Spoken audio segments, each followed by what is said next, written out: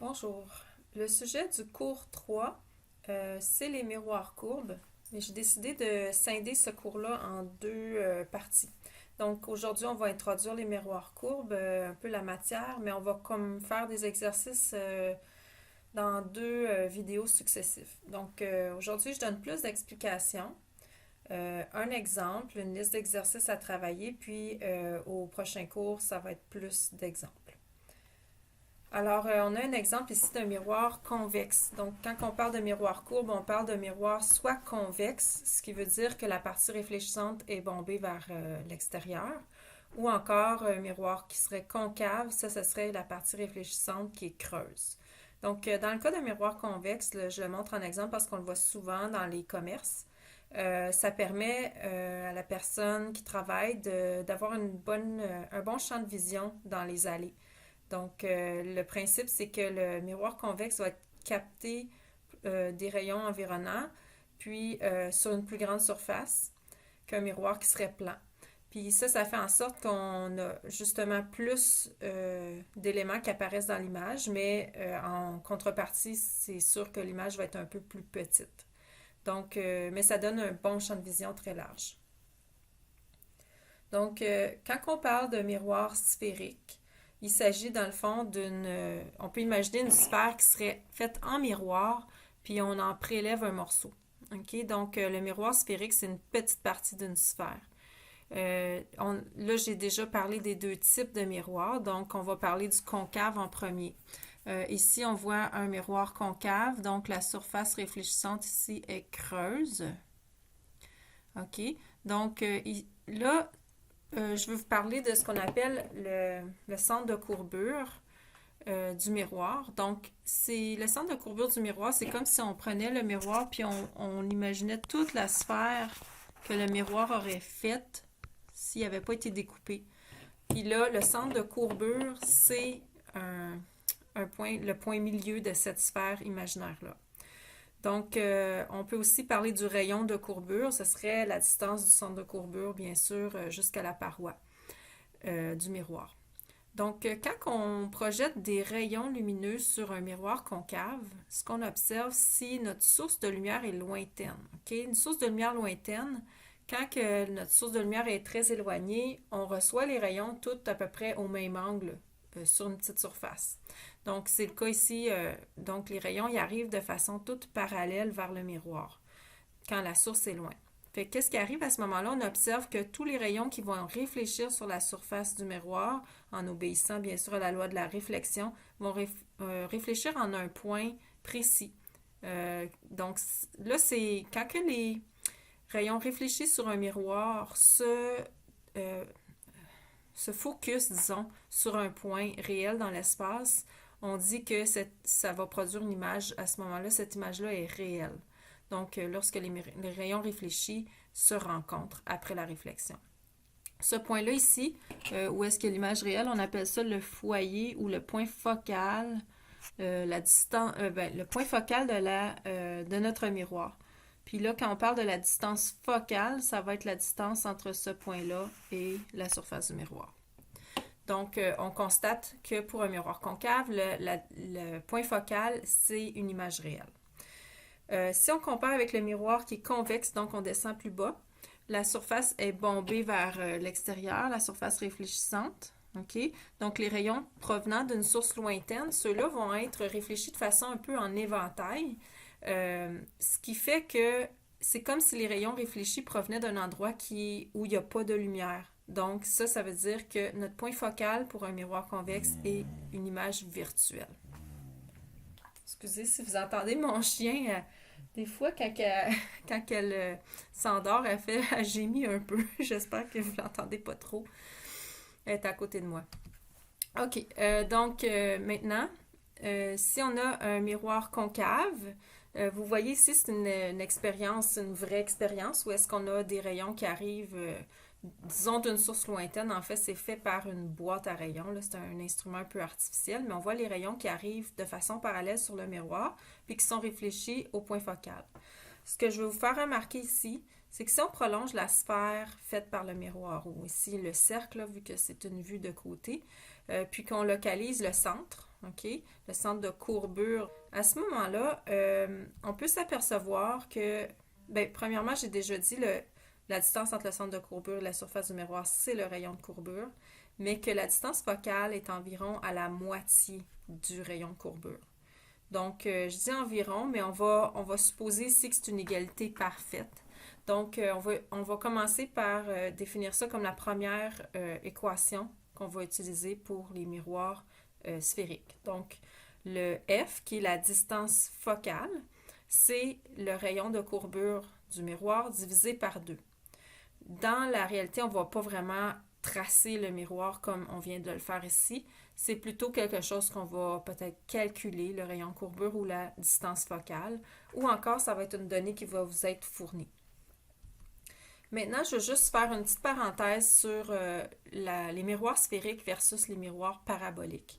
Les miroirs sphériques, en réalité, produisent pas des images parfaitement nettes. Si je recule à l'image précédente, je ne sais pas si vous remarquez que les rayons ici qui ont été réfléchis plus proches, disons, du milieu, sont arrivés à un point bien précis. Mais quand on s'éloigne du milieu ici, les rayons qui réfléchissent arrivent un petit peu à côté. Ça génère un peu une image donc qui n'est pas parfaitement nette. Okay? Donc, les miroirs sphériques vont avoir un peu occasionné le phénomène qu'on appelle l'aberration sphérique. Plus qu'ils sont courbés, plus leur courbure est franche, plus que c'est présent. Fait que l'image n'est pas parfaitement nette. Une façon d'avoir une image vraiment parfaitement nette, c'est d'avoir un miroir qui est plutôt une partie d'une parabole, donc un miroir parabolique. Ces miroirs-là sont beaucoup plus coûteux, sont beaucoup plus difficiles à fabriquer, donc c'est pas souvent utilisé dans la vie courante, mais lorsqu'on veut faire des mesures précises ou des observations précises, par exemple avec les télescopes, souvent on va avoir recours à des miroirs paraboliques. OK? Fait qu'à ce moment-là, les images vont être moins déformées, moins floues, là, beaucoup plus nettes lorsqu'on a un miroir parabolique. Mais on va juste généraliser comme miroir courbe parce que les propriétés vont être les mêmes. OK, maintenant je vais vous montrer comment on trace. Là, c'est comme une façon, on trace les rayons principaux qu'on dit, là. Donc, je vais vous montrer 3 types de rayons qui se comportent toujours de la même façon lorsqu'ils réfléchissent sur un miroir courbe.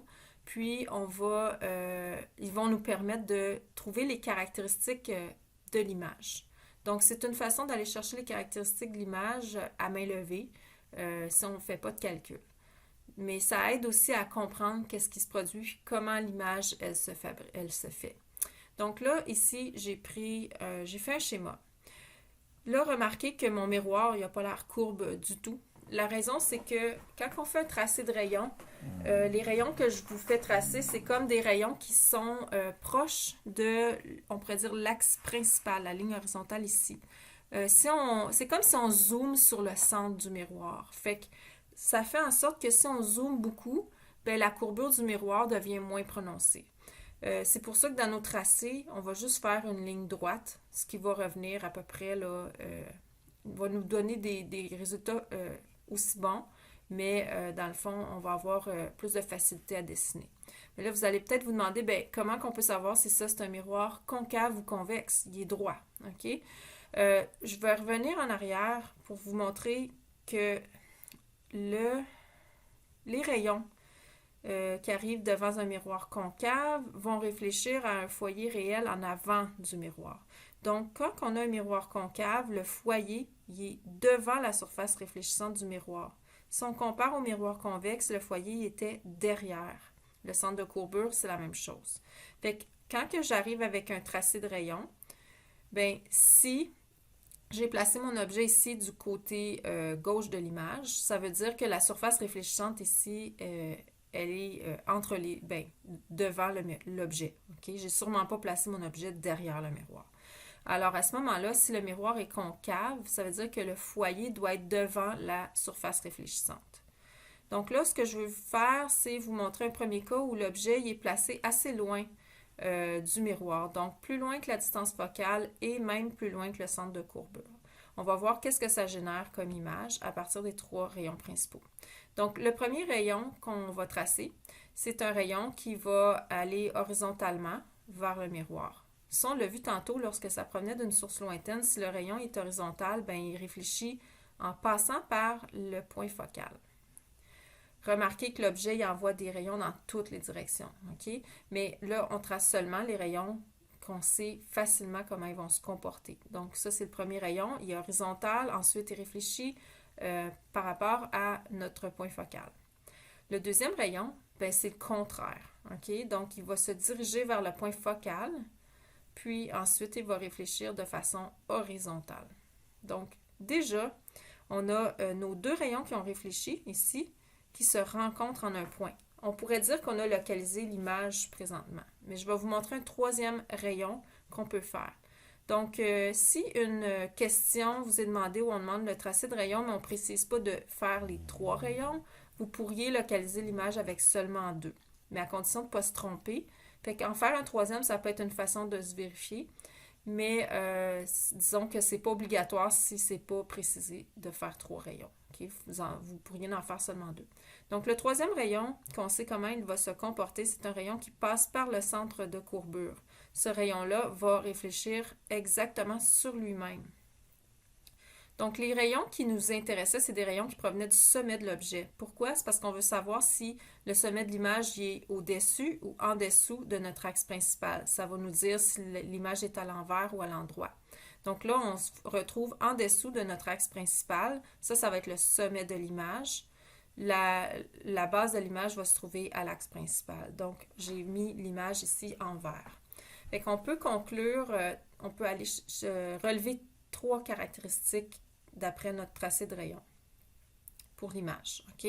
La nature de l'image, premièrement, on peut dire qu'il s'agit d'une image réelle. La raison, c'est que les rayons réfléchis convergent en un vrai point dans l'espace. OK? Ils ne semblent pas provenir d'un endroit où il n'y a pas de lumière.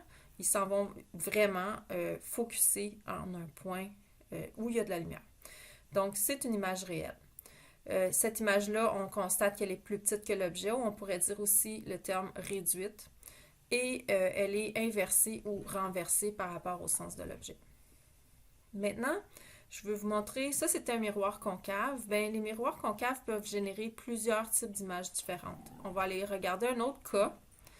Alors, si j'approche l'objet très proche du miroir, donc là, je suis entre le point focal et la surface du miroir concave. C'est toujours un miroir concave puisque la surface réfléchissante est devant l'objet, puis le foyer est de ce côté-là aussi. Je n'ai pas mis le centre de courbure, on va s'en tenir à deux rayons pour ce tracé-là. Mais on pourrait toujours mettre le centre de courbure au double de la distance ici entre le miroir puis le F et s'en servir. On pourrait faire ça. OK, alors notre premier rayon, on a dit, il part horizontalement vers le miroir. Puis là, il va réfléchir en passant par le foyer. OK? Le deuxième rayon, bien là, si je l'envoie vers le foyer, il ne va jamais aller au miroir. Ce qu'on fait à ce moment-là, c'est qu'on prend notre règle, puis on l'enligne par rapport à notre point focal, mais sa direction, c'est vers le miroir. Donc, on a dit, premier rayon, c'est horizontal, ensuite point focal. Deuxième rayon, c'est point focal, ensuite horizontal. Alors, nos rayons ici ne sont pas convergents. Ils s'éloignent l'un de l'autre après avoir réfléchi. Ça veut dire qu'on a un cas d'image virtuelle ici. C'est un peu comme quand on avait le miroir plat. Donc, comment on peut localiser l'image? Bien, l'image est située à l'endroit d'où semblent provenir les rayons réfléchis. Donc, on les prolonge avec un pointillé.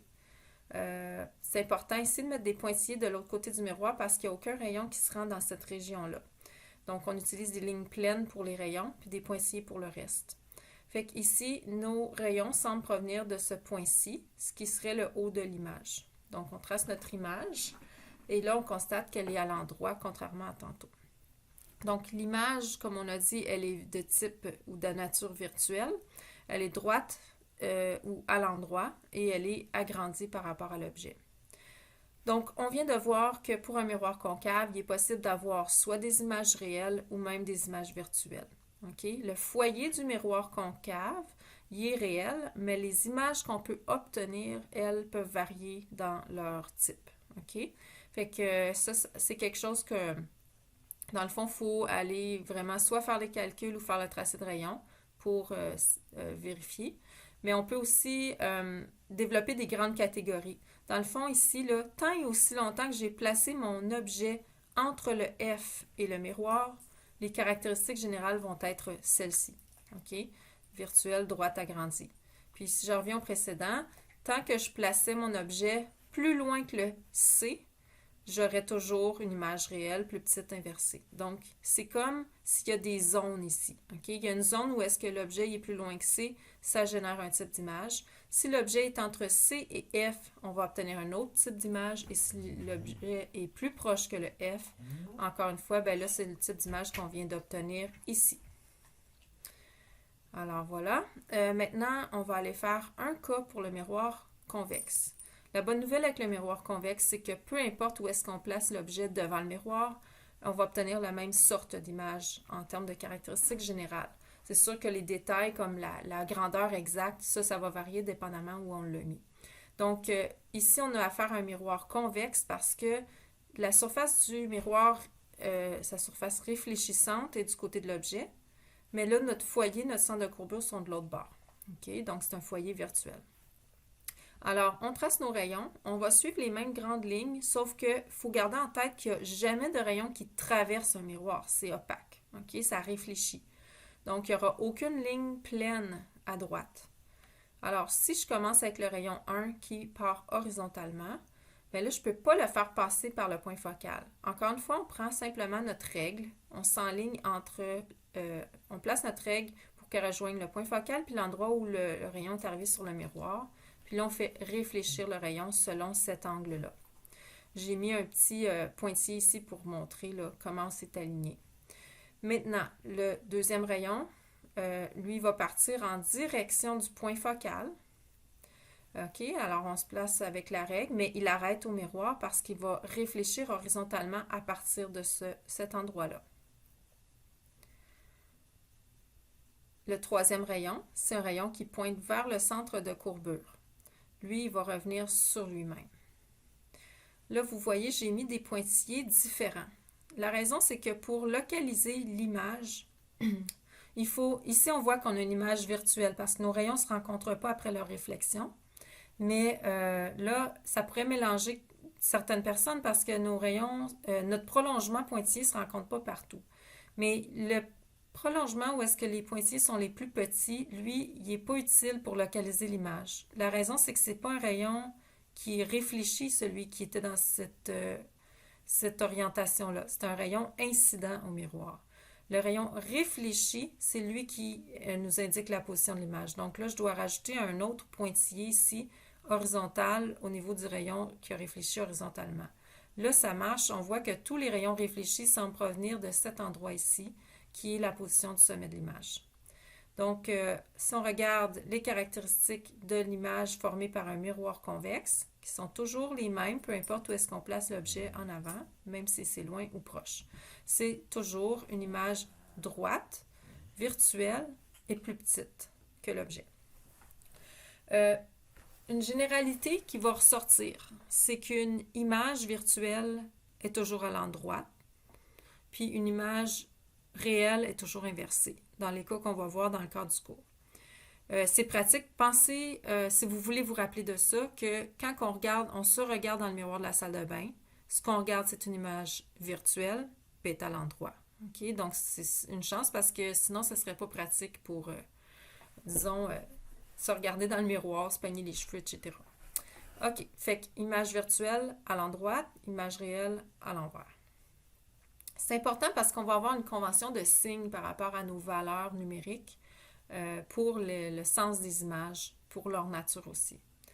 Avant d'en parler, je vais vous montrer les deux équations. Bien, on a déjà vu celle reliant le foyer puis le rayon de courbure. Donc, la distance focale, c'est la moitié du rayon de courbure. On l'a vu tantôt. Mais on va ajouter deux équations, même trois à ça. Je dis deux parce qu'il y en a une que c'est le grandissement, mais elle a deux versions. OK? Commençons par la première ici. Donc, la première nous fait, par exemple, on peut trouver à quelle position va se former l'image si on connaît la position de l'objet, puis la distance focale du miroir. C'est un exemple, là, mais ça pourrait être un autre ordre dans ce qui est fourni comme information, puis qu'est-ce qu'on cherche. Mais donc, DO, c'est la distance entre l'objet et le miroir. DI, c'est la distance entre l'image et le miroir. Puis F, c'est la distance focale. Donc, ça, c'est la première équation pour nos miroirs. On va voir tantôt comment traiter ça sur la calculatrice parce que si on se met à faire ça à la main, là, bon, il y en a qui vont essayer de faire des dénominateurs communs. Ça permet un calcul plus exact, c'est parfait, mais c'est long. Puis, il y en a aussi qui vont juste taper ça sur la calculatrice, puis là, noter le chiffre, mais c'est souvent des très petits chiffres avec bien des décimales, fait que c'est long à écrire, puis si on n'est pas précis, ben on a une réponse pas précise à la fin. Fait que je vais vous montrer comment calculer ça comme un peu one shot, excusez l'expression, là, sur la calculatrice. L'autre équation, c'est le grandissement.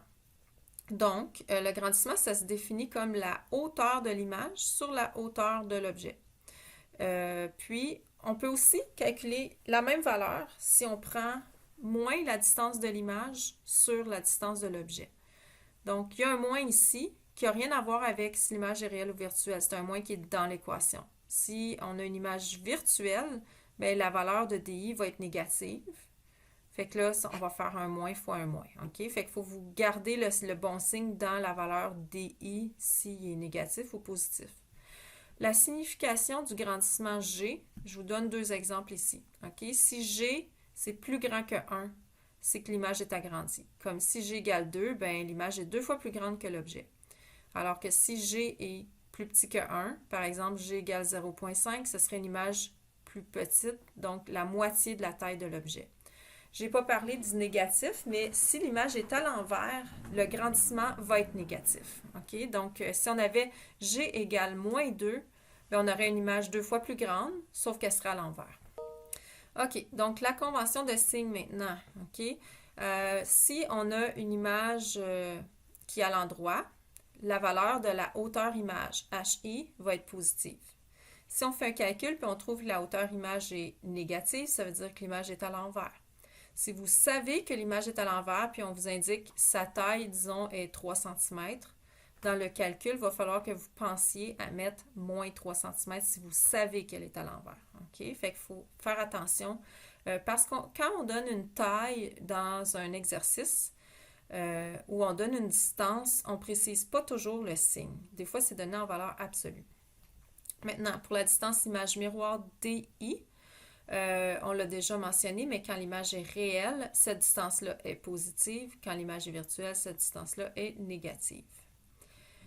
Puis la distance focale aussi, on a vu que le foyer d'un miroir concave, c'est un foyer réel. Donc le F, il est positif quand le miroir est concave, alors que le F va être négatif si le miroir est convexe. Donc, très important, quand vous faites un exercice, si vous travaillez avec l'équation du miroir, courbe, ben, il faut que vous faites attention au signe de F parce que si vous mettez toujours un F positif, c'est comme si vous travaillez seulement avec des miroirs concaves. OK? Fait qu'il faut faire attention à ça.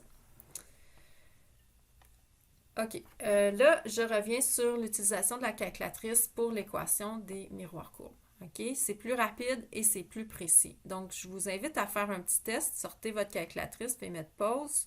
Je vais vous aider, on va regarder quel bouton on a besoin, etc. OK. Fait que sur votre calculatrice, si vous avez un modèle similaire à celui-ci, on cherche un bouton X à la moins 1. Ce qu'il fait, ce bouton-là, il fait 1 sur la valeur X. Vous avez peut-être un modèle un peu moins commun où est-ce qu'il y a carrément un bouton 1 sur X. Si vous avez ça, ben c'est la même chose. Puis ça se peut aussi que votre X à la moins 1 soit en deuxième fonction. Fait que si vous ne le trouvez pas sur les boutons, regardez au-dessus. Fait qu'il faudrait peut-être faire Shift plus le bouton. OK? C'est moins fréquent, mais ça peut arriver. OK. Fait qu'on y va avec un test. OK? Disons qu'on veut... on connaît la distance objet qui est 12 cm. Donc, on a placé l'objet à 12 cm du miroir. Puis là, on se rend compte qu'on a une image à 5 cm du miroir, mais négative. Donc, ça, c'est une image virtuelle. On veut trouver la valeur de la distance focale. Fait qu'on met nos chiffres dans notre équation. Bon, première étape quand même, vous écrivez l'équation avec les valeurs là, que vous allez pitonner sur la calculatrice. Après ça, je vais mettre d'autres étapes, là, mais un coup que vous avez mis votre équation comme ça, techniquement, si vous êtes capable de le faire sur votre calculatrice sans rien noter d'autre, puis vous arrivez à la réponse, vous pourriez tout de suite passer à la réponse. OK? Je veux juste ici vous expliquer qu'il est peut-être plus facile de pitonner sa calculatrice si on met le moins entre les deux. C'est équivalent ici de faire 1 sur 12 plus 1 sur moins 5. C'est la même chose que faire 1 sur 12 moins 1 sur 5. Donc, je vais le pitonner comme ça. Donc, comment on va faire ça? On va appuyer successivement sur les boutons suivants. OK? Le 1, le 2 pour faire 12. Puis là, on va faire votre bouton X à la moins 1 ou encore votre bouton 1 sur X. Là, vous venez de faire 1 sur 12. OK? Vous continuez. On fait moins. Ensuite, on fait 5 fois, pas fois, excusez, avec le bouton X à la moins 1. Donc, remarquez que je n'ai pas encore fait de égal. Ce n'était pas nécessaire de faire un égal avant cette étape-là, en tout cas pas pour mon modèle de calculatrice. Là, maintenant, je fais le égal. OK? Fait que ce que j'ai fait, c'est 1 sur 12 moins 1 sur 5. Si je fais égal, j'obtiens moins 0,16666, OK? Puis ça, c'est pas encore notre réponse. Regardez l'équation, là, ça va nous donner 1 sur F. Nous, on veut F, donc il va falloir réinverser encore notre réponse. Alors, revenez pas à 0, effacez pas votre écran, on va se servir de précédente. Donc, ici, on va simplement refaire le bouton X à la moins 1, puis égal. Ça devrait utiliser votre réponse que vous venez d'avoir, puis faire 1 sur elle. Donc, si ça fonctionne, donc essayez-le, vous devriez obtenir, pour les valeurs qu'on avait, une distance focale de moins 8,57 cm.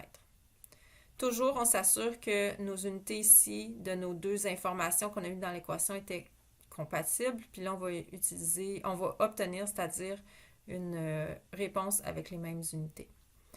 Donc, j'espère que c'est clair. C'est sûr qu'au début, ça peut peut-être paraître plus compliqué, mais vous allez vous habituer, puis vous allez faire ça en 5 secondes bientôt. Vous allez voir. OK, fait que je vais faire un exemple avec vous qui était parmi les exercices à faire pour le cours. Puis après ça, je vais vous laisser travailler sur des exercices. Donc, l'exemple ici qu'on va faire, c'est l'exemple numéro 11 de la page 60, les lettres A à D. OK, alors ce qu'on a, c'est un dentiste qui utilise un miroir pour examiner la dent d'une patiente. Donc, le miroir se trouve à 1,2 cm de la dent. Donc, ça, c'est la distance entre l'objet observé qui est la dent, puis le miroir. Alors, on note ça ici. J'ai écrit DO égale 1,2 cm. On nous dit aussi, l'image se forme à 9,25 cm derrière le miroir. Une image qui se forme derrière le miroir à un endroit où il n'y a pas de rayon, c'est une image virtuelle. Donc là, c'est pas comme vraiment dit dans le texte, mais on doit penser à mettre une valeur négative à cette distance image-là parce qu'on sait qu'elle est virtuelle. Donc, ça vous montre un peu le genre de détails auxquels il faut faire attention. Puis, si on oublie le signe négatif ici au 9,25 cm, on ne va pas juste avoir la réponse du signe contraire, là. On n'aura juste carrément pas la même réponse parce que le calcul n'est pas totalement direct, là. OK, donc ça, c'est nos informations de départ. On va utiliser l'équation des miroirs. Bien, on demande en A, quelle est la longueur focale du miroir? Donc, c'est ça. Avec l'équation 1 sur distance objet plus 1 sur distance image égale 1 sur F, on va pouvoir le trouver. Donc, je pars avec cette équation-là. Là, on va pitonner en premier 1 sur 1,2 moins 1 sur 9,25. Donc, moi, je vais mettre le moins là, à la place du plus, puis je vais l'enlever du dessous. C'est comme si, dans le fond, j'ai multiplié par moins 1 ma fraction ici en haut et en bas. OK? Bon, faites-le sur votre calculatrice. Donc, c'est 1, non, excusez-moi, 1,2, bouton X à la moins 1, moins 9,25, bouton X à la moins 1, égale. OK? Ça donne le côté gauche de l'équation. Vous devriez arriver à 0,725. Ça, c'est 1 sur la distance focale qu'on cherche. Donc, si c'est encore affiché sur votre écran, vous refaites juste le bouton X à la moins 1 égale, puis là, vous obtenez la distance focale. Donc, c'est un miroir qui a une distance focale de 1,38 cm.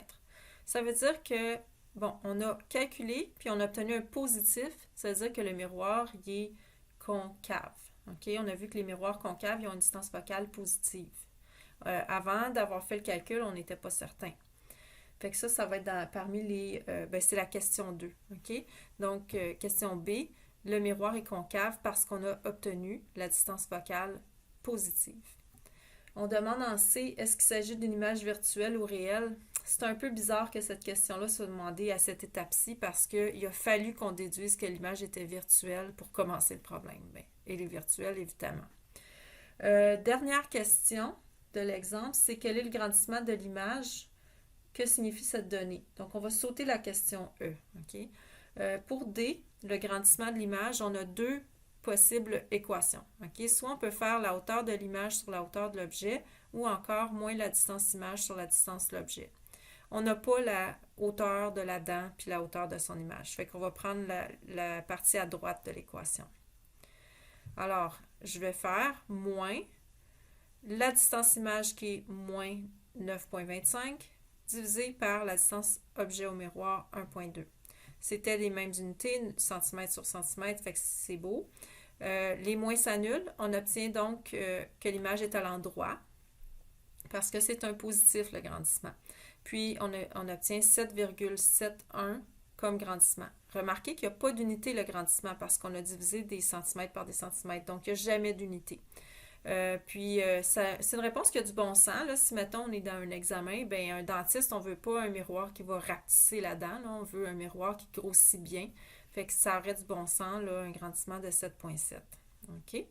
Donc, c'est ça. On demande que signifie la valeur. Donc, ça, c'est pas mal ça. L'image est 7,7 fois plus grande, puis elle est à l'endroit.